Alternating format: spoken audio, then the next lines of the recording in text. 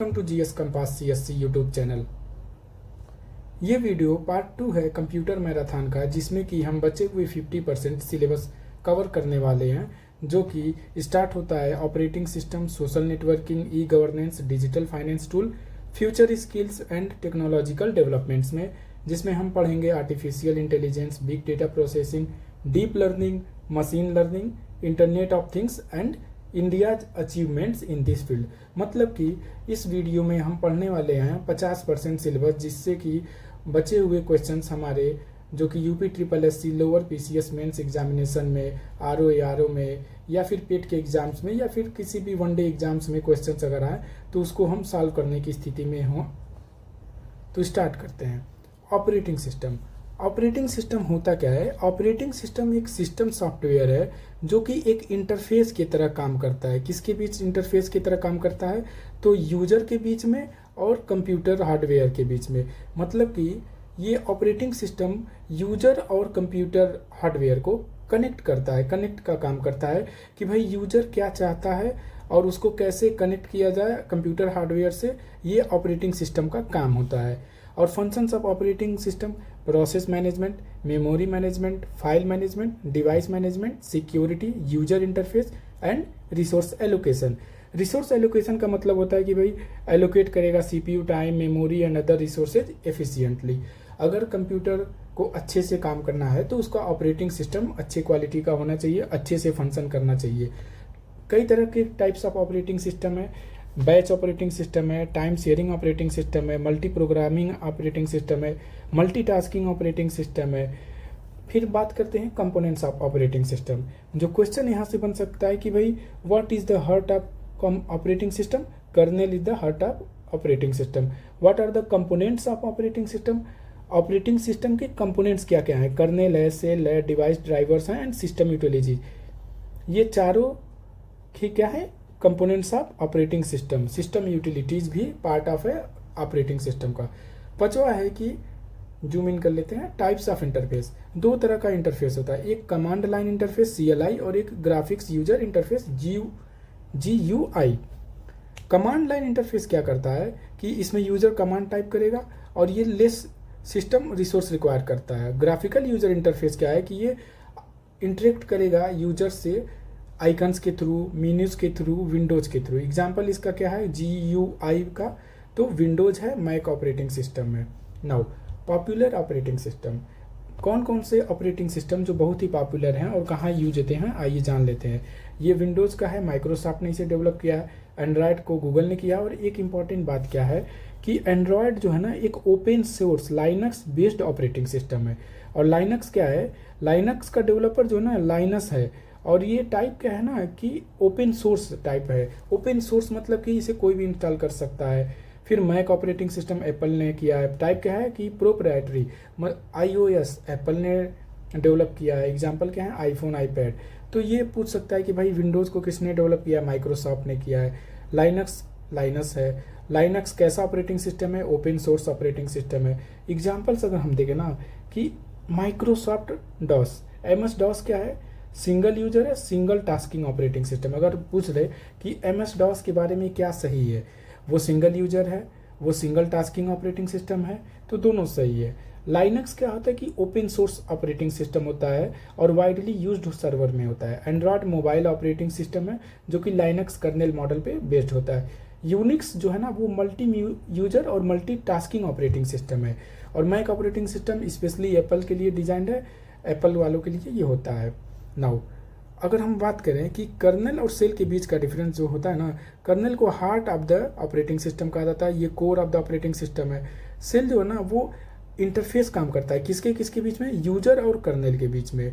Kernel जो है directly interact करता है। कर्नेल अगर क्वेश्चन पूछ ले कि कर्नेल जो है वो डायरेक्टली इंटरेक्ट करता है हार्डवेयर के साथ, और सेल जो है वो कमांड लेता है यूजर से। Example of kernel Linux kernel, और सेल का एग्जाम्पल है बैश और power shell. Now what are advantages of operating system? Operating system के क्या क्या फ़ायदे हैं भाई? ये कंप्यूटर सिस्टम को ईजी टू यूज बना देता है। कंप्यूटर सिस्टम हमारे लिए आसान हो जाता है यूज करना। सिक्योरिटी दे देता है, डेटा प्रोटेक्शन है, मल्टीटास्किंग बढ़ जाती है, मल्टी यूजर इन्वायरमेंट है, प्रोवाइड करता है standard interface for application. Now important terms अगर हम पढ़ना चाहें ऑपरेटिंग सिस्टम से रिलेटेड। तो वो ये है कि बूटिंग मतलब क्या होता है कि कंप्यूटर को स्टार्ट करने का प्रोसेस बूटिंग कहलाता है। BIOS इसका full form basic input output system, API application programming interface. Utility मतलब क्या होता है कि जो मेंटेनेंस होता है ना, मेंटेनेंस टूल है यूटिलिटी। और फर्मवेयर क्या है कि software stored in hardware, for example basic input output system. अब बात करते हैं दूसरे टॉपिक की, सोशल नेटवर्किंग साइट या फिर सोशल नेटवर्किंग। सोशल नेटवर्किंग का मतलब क्या होता है कि वेबसाइट और मोबाइल एप्लीकेशंस का यूज करते हुए हम कई सारे पीपल से इंटरनेट पे जब कनेक्ट होते हैं, उनके साथ बात करते हैं, इंटरेक्ट करते हैं, अपना इन्फॉर्मेशन शेयर करते हैं, तो वो सोशल नेटवर्किंग कहलाता है। ये हेल्प करता है ऑनलाइन कम्युनिटीज़ बनाने में, रिलेशनशिप मेंटेन करने के लिए। एग्जांपल है सोशल नेटवर्किंग का, फेसबुक है, एक्स है जो कि इसका पुराना नाम ट्विटर है, इंस्टाग्राम है, लिंक्डइन है, व्हाट्सएप है, ये सब क्या है सोशल नेटवर्किंग साइट्स के एग्जांपल है। फिर अगर इनके फीचर्स हैं तो आप देख सकते हैं इनके features, profile, user and identity creation. फिर पॉपुलर सोशल नेटवर्किंग साइट्स, ये पूछ सकता है एग्जाम में कि भाई फेसबुक कब लॉन्च हुआ, 2004 में, ट्विटर 2006 में, इंस्टाग्राम 2010 में, व्हाट्सएप 2009 में, यूट्यूब जो कि 2005 में वीडियो शेयरिंग के लिए यूज होता है। अब ये क्वेश्चन आ सकता है कि लिंक्डइन का मेन पर्पज़ क्या है, तो प्रोफेशनल नेटवर्किंग लिंक्डइन करता है, ठीक है। एक्स ट्विटर कहता है कि माइक्रो ब्लॉगिंग या रियल टाइम अपडेट्स करता है। नाउ सोशल नेटवर्किंग के क्या डिसएडवांटेजेस हैं, क्या नुकसान है, क्या रिस्क है उससे। प्राइवेसी इशू है, फेक न्यूज़ बहुत जल्दी स्प्रेड हो जाता है, साइबर बुलिंग है, addiction and wastage of time है जो कि एक मेजर प्रॉब्लम बन चुका है, addiction and wastage of time. Identity theft है, किसी और के नाम से ऑनलाइन सोशल नेटवर्किंग साइट्स बना के उनका नाम यूज करके पैसा लेना या फिर गलत काम करना, आइडेंटिटी थेफ्ट होता है। Negative impact on mental health, बहुत ज़्यादा ओवर यूज करने से आदमी डिप्रेशन में भी चला जाता है। Can be miss use for anti social activities. Now exam oriented क्या है कि भाई IT intermediary guidelines and digital media ethics code rule 2021 में सोशल मीडिया को रेगुलेट करता है। फिर डेटा प्राइवेसी आर्टिकल 21 से रिलेटेड है। Cyber security. नाउ जो एग्ज़ाम टिप है हमें ये पढ़ना है इसमें कि सोशल नेटवर्किंग में ये चीज़ हम इसको ध्यान से देख लेते हैं एक बार कि ये चीज़ से क्वेश्चन आने वाले बनते हैं कि यहाँ से क्वेश्चन पूछे जा सकते हैं।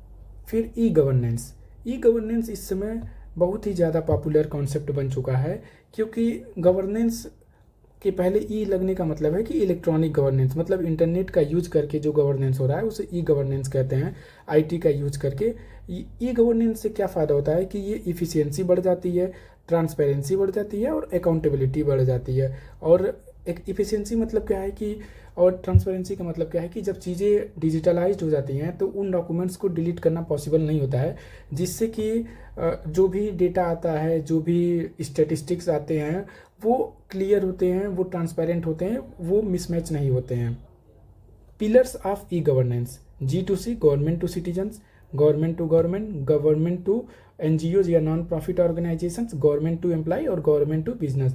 इसमें पूछ सकता है कि भाई G2B का फुल फॉर्म क्या है या what are the components of e governance. 5 option दे दिया, ऑल ऑफ दिस लास्ट में दे दिया, ऑल ऑफ दिस दे दिया, तो ये सब के सब हैं कि G2C, G2G, G2N सब के सब है। नाउ इम्पॉर्टेंट जो बात है कि जो इनिशिएटिव्स है, डिजिटल इंडिया लॉन्च किया गया, umbrella programme for digital empowerment. फिर भारत नेट लॉन्च किया गया, high speed digital connectivity to rural areas, मतलब गांव में हाई स्पीड इंटरनेट कनेक्टिविटी हो उसके लिए भारत नेट लॉन्च किया गया। फिर उमंग ऐप लॉन्च किया गया, क्या कि जो भी मल्टीपल गवर्नमेंट सर्विसेज है उन सबको एक सिंगल प्लेटफॉर्म पे लाने का काम किसने किया, उमंग ऐप ने किया। आधार है, unique identification number for resident. फिर डिजी लॉकर आया कि सिक्योर करिए अपना डिजिटल स्टोरेज ऑफ डॉक्यूमेंट्स। ई नाम इस समय एग्रीकल्चर के लिए एक बहुत बड़ा वरदान साबित हो रहा है। ई नाम नेशनल एग्रीकल्चरल मार्केट, यहाँ पे फार्मर्स जो है ना वो अपना प्रोड्यूस जो भी अपना उपज उगाते हैं उसका उनको अच्छा प्राइस मिलने के चांसेस बहुत ज़्यादा बढ़ जाता है, क्योंकि वो प्राइस डिस्कवरी का मतलब ये हुआ कि अगर वो कोई चीज़ उगा रहे हैं तो मार्केट में उसका क्या रेट है, अगर कोई 10 रुपये दे रहा है तो कोई 20 रुपये देने के लिए भी तैयार है। तो ये इनाम बहुत ज़्यादा उनको हेल्प करता है और वो फार्मर को डिस्ट्रेस सेल से भी बचाता है। डिस्ट्रेस सेल का मतलब ये होता है कि फार्मर्स अगर अपना सामान कहीं बेच नहीं पा रहे हैं तो वो औने पौने दाम में ना बेचे, ये मददगार साबित होता है इनाम। ये GS3 का भी पार्ट है UPSC के सिलेबस का।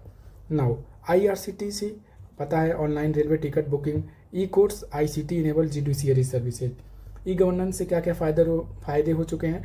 Paperless and process re engineering हो गया है कि भाई डॉक्यूमेंट्स पेपरलेस हो चुके हैं। इंटरऑपरेबिलिटी है, मतलब कई सारे डिपार्टमेंट्स से लिंकेजेज हो चुका है, जैसे कि इंफॉर्मेशन डिपार्टमेंट से, कम्युनिकेशन डिपार्टमेंट से, रेलवे डिपार्टमेंट से, डिफेंस डिपार्टमेंट से, ये सारे के डिपार्टमेंट को लिंकेज प्रोवाइड कर दे रहा है ई गवर्नेंस। नाउ इसके चैलेंजेस आप देख लीजिएगा। नाउ इंपॉर्टेंट कॉन्सेप्ट ये है कि ICT का फुल फॉर्म क्या है, तो information and communication technology. Inter operability का मतलब है कि सिस्टम्स को एक साथ वर्क करने का टेंडेंसी को कहते हैं inter operability. Service delivery, transparency और अकाउंटेबिलिटी। नाउ अकाउंटेबिलिटी का मतलब होता है कि जवाबदेही। अब अगर बात करें तो नेक्स्ट टॉपिक हमारा है कि digital finance tool. Digital finance tool क्या है कि ये इमर्जिंग टेक्नोलॉजी है फाइनेंस में, मतलब फाइनेंस में हम क्या क्या टेक्नोलॉजी यूज कर रहे हैं जिससे कि हम डिजिटल इकोनॉमी की तरफ बढ़ रहे हैं। नाउ इसके लिए गवर्नमेंट की जो इनिशिएटिव्स है ना, वो जनधन योजना कि सबके पास बैंक अकाउंट हो, जिससे कि फाइनेंशियल इंक्लूजन बढ़े। मतलब फाइनेंशियल इंक्लूजन एक बहुत ही फेमस टर्म है इकोनॉमी का। इसका मतलब होता है कि हर किसी के पास खुद का बैंक अकाउंट हो, जिससे कि उनका बैंकों में जो फॉर्मलाइजेशन ऑफ इकोनॉमी होता है ना, फॉर्मलाइजेशन ऑफ इकोनॉमी हो। Now DBT, direct beneficiary transfer, direct जो बेनिफिशियरी है उनके अकाउंट में पैसा भेज देना। ये DBT जो है ना, डिजिटल फाइनेंस के आने की वजह से क्या हुआ, DBT लॉन्च हुआ। DBT आने से क्या फ़ायदा हुआ कि अब जो भी गवर्नमेंट की स्कीम है या गवर्नमेंट जो भी स्कॉलरशिप देना चाहता है वो डायरेक्ट बेनिफिशियरी की अकाउंट में क्रेडिट हो जाता है। इससे क्या होता है कि गवर्नमेंट ने अगर 100 रुपये भेजा है तो 100 का 100 रुपये बेनिफिशियरी के अकाउंट में चला जाएगा। पहले क्या होता था कि 100 रुपये अगर भेजा है गवर्नमेंट ने तो मे भी चांसेज है कि 100 रुपये ना पहुँचे, कुछ कम ही पहुँचे, बीच में कहीं पैसा लुप्त हो जाता था। Now second other feature is Indian stack, फिर financial inclusion funds. Now emerging technology क्या है फाइनेंस टूल में? AI का यूज है, मशीन लर्निंग का, ब्लॉकचेन का यूज है, बिग डेटा एनालिटिक्स का जो कि आगे हम पढ़ने वाले हैं, और क्लाउड कंप्यूटिंग का है।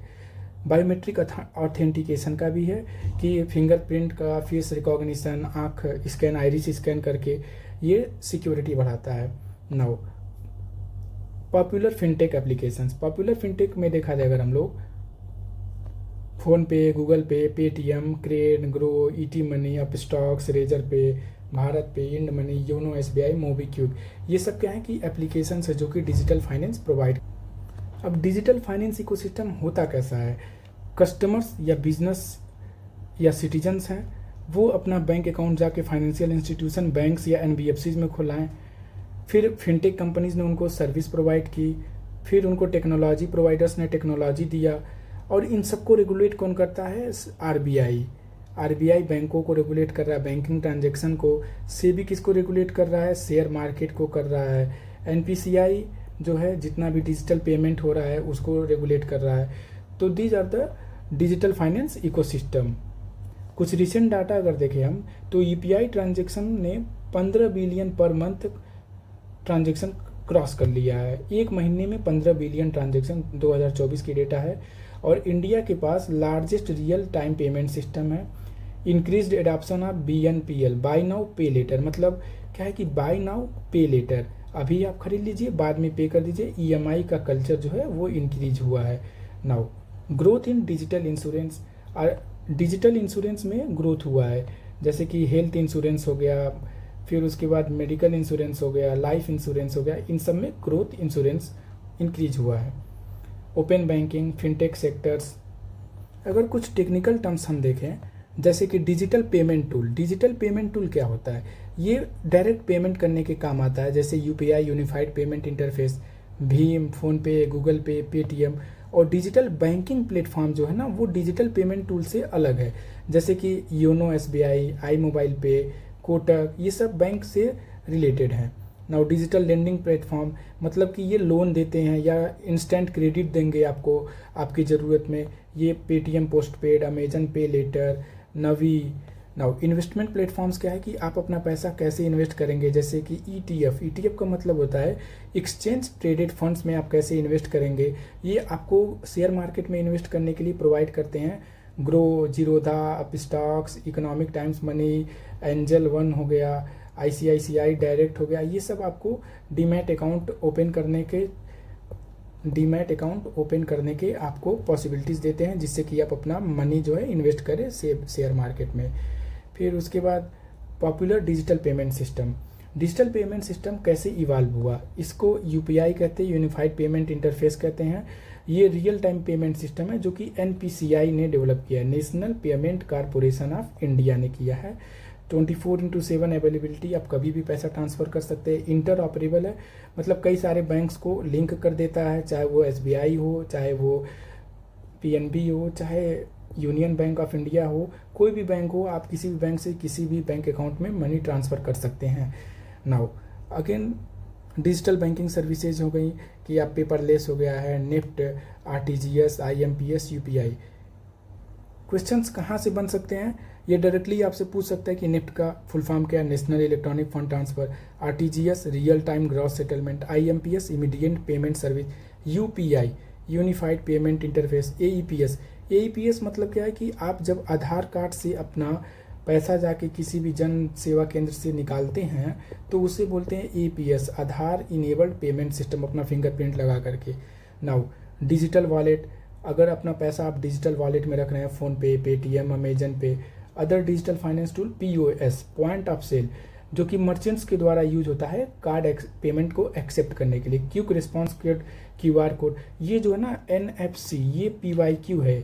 ये अभी रिसेंट में जो एग्ज़ाम हुआ था यूपी का, पॉल्यूशन कंट्रोल बोर्ड का, उसमें ये क्वेश्चन आया हुआ है कि एनएफसी का फुल फॉर्म क्या है, नियर फील्ड कम्युनिकेशन। तो ये एनएफसी का फुल फॉर्म है बायोमेट्रिक ऑथेंटिकेशन टोकेनाइजेशन, मतलब आपको टोकन दे करके सेंसिटिव कार्ड डिटेल्स को, जैसे कि मान लीजिए आपका कार्ड नंबर कुछ है 2 3 4 5, फिर उसके बाद एक्स कर देता है, तो उसी को बोलते हैं टोकनाइजेशन, जिससे कि आपकी सिक्योरिटी मेंटेन रहे ना। क्वेश्चन ये पूछ सकता है कि भारत बिल पेमेंट सिस्टम को किसने डेवलप किया, तो एनपीसीआई ने डेवलप किया। यूपीआई को किसने डेवलप किया है, एनपीसीआई ने डेवलप किया। सारे बैंक एटीएम्स को जो मर्ज करने का काम है ताकि यूपीआई स्मूथली वर्क करे, ये किसने किया है, एनपीसीआई ने। तो भारत का डिजिटल पेमेंट जो है वो बढ़ाने में सबसे बड़ा हाथ किसका है, एनपीसीआई। अगर आपको टाइम मिले तो आप इसके बारे में ज़रूर पढ़ें। बाय नाउ पे लेटर का कल्चर बढ़ चुका है इंडिया में, और ये मार्केट जो है ना $20 बिलियन जो है वो $20 बिलियन 2026 तक ये होने वाला है ये मार्केट। एईपीएस से फाइनेंशियल इंक्लूजन बढ़ा है। फाइनेंशियल इंक्लूजन मतलब सबके पास खुद अपना बैंक अकाउंट हो, जिससे कि इकोनॉमी का फॉर्मलाइजेशन हो, मतलब कि इकोनॉमी का फॉर्मलाइजेशन हो, ज़्यादा से ज़्यादा लोग बैंक चैनल से कनेक्ट हों। Now P2P and P2M payment, मतलब P2P मतलब पीयर टू पीयर। अब ऑप्शन पूछ दिया P2P पेमेंट में P2P का फुल फॉर्म क्या है, तो पीपल टू पीपल नहीं है, ये पीयर टू पीयर है। ऑप्शन में पीपल टू पीपल जरूर रहेगा, तो यहाँ पे आप ध्यान दे सकते हैं। Now P2M peer to merchant है, payment made by individuals to businessmen या मर्चेंट्स। यूपीआई ने P2P और P2M पेमेंट को सीमलेस बना दिया और तुरंत बना दिया है। इंस्टेंट मतलब आप उसे तुरंत पेमेंट कर सकते हैं। अब आता है आर्टिफिशियल इंटेलिजेंस। आर्टिफिशियल इंटेलिजेंस पे आप स्टार बना लीजिए, ये मोस्ट इंपॉर्टेंट टॉपिक है, और आज की एज में आपको एआई के बारे में जानकारी होना बहुत ही ज़्यादा ज़रूरी है, क्योंकि ये इन्फोग्राफिक्स भी एआई ने ही बनाया है। अब इतना अच्छा एआई ने इन्फोग्राफिक्स बनाया, तो आप सोच सकते हैं एआई कितना ज़्यादा इंपॉर्टेंट है हमारे लिए। एआई जो simulation of human intelligence processed bye machines specially computer system को एआई कहते हैं। मशीन लैंग्वेज क्या है कि एआई का ही एक सबसेट है। डीप लर्निंग भी एआई का एक सबसेट है, जो कि डीप न्यूरल नेटवर्क्स पे काम करता है। न्यूरल नेटवर्क्स क्या होता है कि ये ह्यूमन के ब्रेन की तरह होता है, system inspired by human brain, human के ब्रेन से ही ये सिस्टम इंस्पायर्ड है, जो कि कई सारे नोड्स को कनेक्ट करता है। एल्गोरिथम क्या है कि step by step set of instruction है, कि एल्गोरिथम आजकल बहुत फेमस होता है ना, Insta algorithm, YouTube algorithm, data जो रॉ फैक्ट्स फिगर्स होते हैं, training data, AI ML, model, inference, features.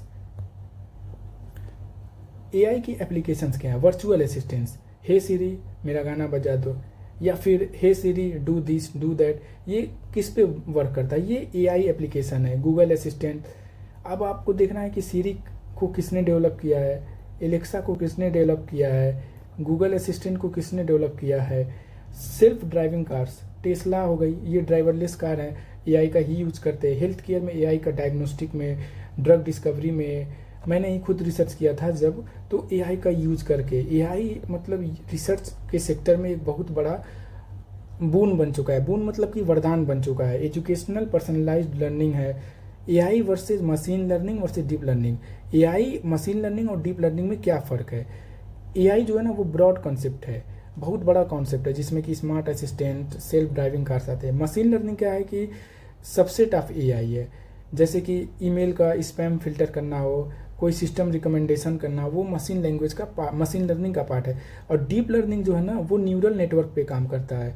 Deep learning जो न्यूरल नेटवर्क पे काम करता है, और इसका एग्जांपल है डीप लर्निंग का इमेज रिकॉग्निशन, वॉइस असिस्टेंट, ये डीप लर्निंग का। ये पीवाईक्यू भी है कि डीप लर्निंग क्या होता है, किस पे बेस्ड होता है। जैसे इमेज रिकॉग्निशन, वॉइस असिस्टेंट किस पे बेस्ड है, तो डीप लर्निंग पे बेस्ड है।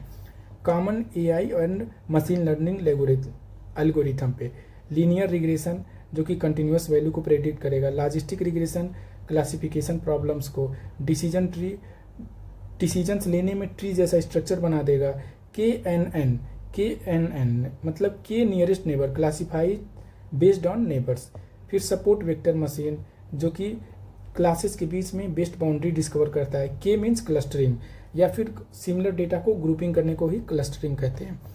Machine language versus high level language. Machine language क्या होता है ना कि वो लो लेवल लैंग्वेज होता है, जो कि कंप्यूटर के द्वारा डायरेक्टली अंडरस्टैंडेबल होता है। हाई लेवल लैंग्वेज जो होता है ना वो ह्यूमन रीडेबल लैंग्वेज होता है, मतलब ह्यूमन इसको पढ़ सकता है, और ये ट्रांसलेटर नीड करता है हाई लेवल लैंग्वेज इसको कन्वर्ट करने के लिए मशीन कोड में। Example of machine language 1011 as इस टाइप का है। हाई लेवल लैंग्वेज का एग्जाम्पल है C++, Java, Python. Speed machine language का वेरी फास्ट है और हाई लेवल लैंग्वेज का रिलेटिवली स्लो है। मशीन लेवल लैंग्वेज जो है नॉट पोर्टेबल है, हाई लेवल लैंग्वेज पोर्टेबल है, प्लेटफॉर्म इंडिपेंडेंट है। System software, device drivers, firmware, ये एग्जांपल है मशीन लेवल लैंग्वेज के। एप्लीकेशन सॉफ्टवेयर, वेब डेवलपमेंट, एआईएफ्स हाई लेवल लैंग्वेज के एग्जांपल्स है, आप इनको चाहे तो नोट कर सकते हैं। नेक्स्ट कीवर्ड जो हमारे सिलेबस में मेंशन है वो है big data processing. Big data मतलब क्या होता है कि जब बहुत एक्सट्रीमली लार्ज डेटा हो जाए, बहुत ज़्यादा डेटा हो जिसको हमें मैनुअली हैंडल करना पॉसिबल ना हो, उसे हम बोलते हैं बिग डेटा। ट्रेडिशनल टूल्स से बिग डेटा हैंडल करना पॉसिबल ना हो। 5 वीज ऑफ बिग डेटा। एग्जाम में मान लीजिए डायरेक्ट पूछ लिया कितने वीज हैं, 3 वीज, 4 वीज, तो 5 वीज, तो 5 वीज। अब वी का मतलब क्या हो कि पहले वी मतलब वॉल्यूम हो गया कि कितना अमाउंट ऑफ डेटा है, दूसरा velocity speed of data, variety कितने टाइप्स के डेटा हैं, स्ट्रक्चर्ड हैं कि नहीं है, अनस्ट्रक्चर्ड है, वेरासिटी मतलब कितना डेटा एक्यूरेसी है, वैल्यू मतलब extracting useful information. Now types of data, structured, semi structured और अनस्ट्रक्चर्ड डेटा। जैसे कि JSON XML जो होता है सेमी स्ट्रक्चर्ड डेटा का एग्जांपल है। क्वेश्चन अगर मान लीजिए डीप में जाके पूछे कि JSON XML किस टाइप के डेटा के एग्जांपल है, तो सेमी स्ट्रक्चर्ड डेटा के। अनस्ट्रक्चर्ड डेटा के example text, image, audio, video. Question पूछ लिया कि टेक्स्ट, इमेज, ऑडियो, वीडियो किस तरह के डेटा के एग्जांपल है, तो ये अनस्ट्रक्चर्ड डेटा के एग्जांपल है। सोर्सेज ऑफ बिग डेटा क्या है, सोशल मीडिया है, IoT डिवाइसेज है, web click stream, sensors, transaction records हैं। Components of big data ecosystem. अब बिग डेटा सिस्टम के इकोसिस्टम के कंपोनेंट्स क्या हैं? Data source, data ingestion, storage, processing engine, analytics and visualisation. Popular big data tools, ये most important है, ये big data से क्वेश्चंस यहाँ पे बन सकते हैं। हडूप जो है ना वो ऑलरेडी पूछ चुका है, वो PYQ है किसका, पॉल्यूशन कंट्रोल बोर्ड में ये ऑलरेडी पूछ चुका है कि हडूप किससे रिलेटेड है, तो बिग डेटा से। Spark, Apache spark big data tool है। अब अगला क्वेश्चन पूछ सकता है कि भाई अपाचे हाइव किससे रिलेटेड है, तो पॉपुलर बिग डेटा टूल है। ये चारों डेटा टूल आपको याद होने चाहिए। HDFS मतलब क्या होता है कि Hadoop distributed file system. Mapper मतलब क्या होता है कि function that process input data, जो इनपुट डेटा को प्रोसेस करता है उसे मैपर कहते हैं। रिड्यूसर फंक्शन जो कि एग्रीगेट करता है, जो कि एक्यूमुलेट करता है रिजल्ट्स को। क्लस्टर मतलब होता है कि ग्रुप ऑफ कंप्यूटर्स एक साथ वर्क कर रहे हो उनको क्लस्टर कहते हैं। डेटा लेक स्टोरेज फॉर रा अनप्रोसेस्ड डेटा का जो स्टोरेज होता है उसे डेटा लेक कहते हैं। नाउ बिग डेटा प्रोसेसिंग में प्रोसेसिंग टेक्निक्स क्या क्या यूज होते हैं, तो batch processing, large data in bulk at once. Stream processing होता है कि real time data in motion. In memory processing, faster data processing using RAM. Parallel processing, dividing data across multiple systems. Important facts related to big data, big data is 100 times larger है traditional data से। ये estimated है कि about 181 zetta bytes of data will be created by 2025। Big data plus AI को कहते हैं smarter insight और automation. जो यहाँ पे फोकस करने वाली बात है, ये पांचों 1 2 3 4 5 बीज अगर ऑप्शन बना दे कि इनमें से कौन 5 बीज बिग डेटा का नहीं है, 4 दे दिया volume, velocity, variety, veracity, value, और इसमें कुछ डाल दिया, मान लीजिए वर्चुअल डाल दिया, क्या ये पार्ट है बिग डेटा का? तो ऑप्शन में हो रहेगा अगर, तो ये पार्ट नहीं है। नाउ की टर्म्स जो रिलेटेड हैं बिग डेटा से, डेटा लेक जो कि स्टोरेज करता है रा और अनप्रोसेस्ड डाटा को। Data warehouse structured data को। ETL मतलब क्या होता है कि एक्सट्रैक्ट ट्रांसफॉर्म लोड। क्वेश्चन पूछ सकता है कि ETL का मतलब क्या होता है। ETL तो एक्सट्रैक्ट ट्रांसफॉर्म और लोड। मैप रिड्यूस जो है प्रोसेसिंग मॉडल होता है हैडूप में। क्लस्टर कई सारे कंप्यूटर्स एक साथ वर्क कर रहे हो। Node single computer. Meta data, data about data को क्या बोलते हैं? ऑप्शन में पूछ दिया कि डेटा अबाउट डेटा को क्या बोलते हैं, तो मेटा डेटा। और स्कीमा बोलते हैं structure of data. Next part है डीप लर्निंग। डीप लर्निंग एक सबसेट है मशीन लर्निंग का, जो कि आर्टिफिशियल न्यूरल नेटवर्क को यूज करता है। Deep learning artificial neural network को यूज करता है multiple layer deep neural networks को लर्न करने के लिए pattern from a large amount of data. ये एग्जाम्पल इसका क्या होता है, ये कॉम्प्लेक्स प्रॉब्लम को सॉल्व कर सकता है, जैसे कि इमेज रिकॉग्निशन हो गया या स्पीच रिकॉग्निशन हो गया, NLP एटसेट्रा हो गए। इनको रिकॉग्निशन में क्या होता है कि डीप लर्निंग का यूज होता है। ये क्वेश्चन भी बन चुका है, image recognition, speech recognition. How does deep learning work? Deep learning work कैसे करता है? ये input layer, hidden layer, output layer, input data, hidden layer और आउटपुट प्रेडिक्शन करता है। न्यूरल नेटवर्क आर्किटेक्चर क्या है कि deep learning neural network structure पे काम करता है, ह्यूमन ब्रेन से इंस्पायर्ड होता है ये। Now activate functions common, ReLU max 0, sigmoid 1/1 plus e to 1/1 plus e⁻⁻x को हम लोग क्या बोलते हैं? सिग्मॉइड बोलते हैं, सिग्मॉइड। फिर tan हाइपरबोलिक का ये ट्रिग्नोमेट्रिक फार्मूला है। सॉफ्ट मैक्स क्या होता है? Output layer. फिर कंपोनेंट्स क्या होते हैं? न्यूरॉन्स होते हैं, वेट्स होते हैं, बायस होते हैं, एक्टिवेशन फंक्शन होते हैं, लेयर्स होते हैं। डीप लर्निंग का use image classification, speech recognition, for example Siri, Alexa, self driving, machine translation, medical. अब क्वेश्चन पूछ गया कि सीरी और एलेक्सा में किसका यूज होता है? मशीन लर्निंग का होता है कि डीप लर्निंग का होता है? AI का तो होता ही है। अगर इन दोनों में स्पेसिफिक पूछे तो वो डीप लर्निंग का यूज होता है। डीप लर्निंग का यूज होता है सीरी और एलेक्सा में। CNN डीप लर्निंग का popular algorithm CNN, RNN recurrent neural network, LSTM, GRU auto encoders और GAN generative adversarial network. Types of deep learning है feed forward neural network, FNN, CNN, RNN। आप इन्हें एक बार देख लेना कि अगर इससे क्वेश्चंस बनते हैं तो वो छूटे ना। फिर एप्लीकेशन है तो इमेज रिकॉग्निशन, वही चीज़ हेल्थ केयर में, साइबर सिक्योरिटी में, फाइनेंस में, गेमिंग में, साइंटिफिक रिसर्च में। और डीप लर्निंग जो होता है ना वो GPT, चैट GPT में भी किसका वो यूज होता है? वो डीप लर्निंग का ही यूज होता है, जनरेटिव प्री ट्रेंड ट्रांसफार्मर में। मशीन लर्निंग क्या होता है? मशीन लर्निंग को अगर इजी वे में समझना है तो अगर ये पूरा AI है तो AI का एक छोटा सा पार्ट होता है मशीन लर्निंग, AI का ही पार्ट होता है डीप लर्निंग। तो मशीन लर्निंग क्या करता है कि वो डेटा इनपुट लेता है, उसके बाद अपने मॉडल को ट्रेन करता है, फिर उससे पैटर्न्स को समझता है, फिर प्रेडिक्शंस करता है उन डेटा पे कि डेटा पैटर्न को देखते हुए वो डिसीजंस को प्रेडिक्ट करता है। फिर उनके प्रेडिक्शंस पे जो यूजर होता है वो अपना डिसीजन लेता है कि क्या पैटर्न्स बनते हैं। जैसे फिर कॉमन मशीन लर्निंग एल्गोरिथम को देखा जाए तो लीनियर रिग्रेशन है, लॉजिस्टिक रिग्रेशन है, डिसीजन ट्री है, रैंडम फॉरेस्ट है, KNN जो कि के नियरेस्ट नेबर है, सपोर्ट वेक्टर मशीन, क्लासिफिकेशन और रिग्रेशन दोनों के लिए यूज किया जाता है। ये दोनों इंपॉर्टेंट है कि नेव बेस क्या होता है। प्रोबेबिलिस्टिक मतलब कि क्या होता है कि संभावना पे जो आधारित एल्गोरिथम बेस्ड होता है वो probabilistic algorithm based on Bayes theorem. Bayes theorem पे कौन सा मशीन लर्निंग बेस्ड है एल्गोरिथम, तो वो नेव बेस है। नाउ के मीन्स क्लस्टरिंग, अनसुपरवाइज्ड एल्गोरिथम जो कि क्लस्टरिंग के लिए यूज होता है उसे हम बोलते हैं के मीन्स क्लस्टरिंग। मशीन लर्निंग का भी बहुत ही ब्रॉड एप्लीकेशन है। लगभग मशीन लर्निंग का email spam detection, image recognition, speech recognition, recommendation systems, ये इमेज और ये भी डीप लर्निंग भी करता है। फिर फ्रॉड डिटेक्शन बैंकिंग्स में, self driving cars, stock market predictions, patterns को समझता है, चार्ट्स को समझता है। फिर उसके बाद डिसीजन बताता है कि मार्केट ऊपर जाने वाला है या नीचे आने वाला है। अगर टाइप्स ऑफ मशीन लर्निंग देखें तो एक है सुपरवाइज्ड लर्निंग, दूसरा है अनसुपरवाइज्ड लर्निंग और तीसरा है रीइंफोर्समेंट लर्निंग।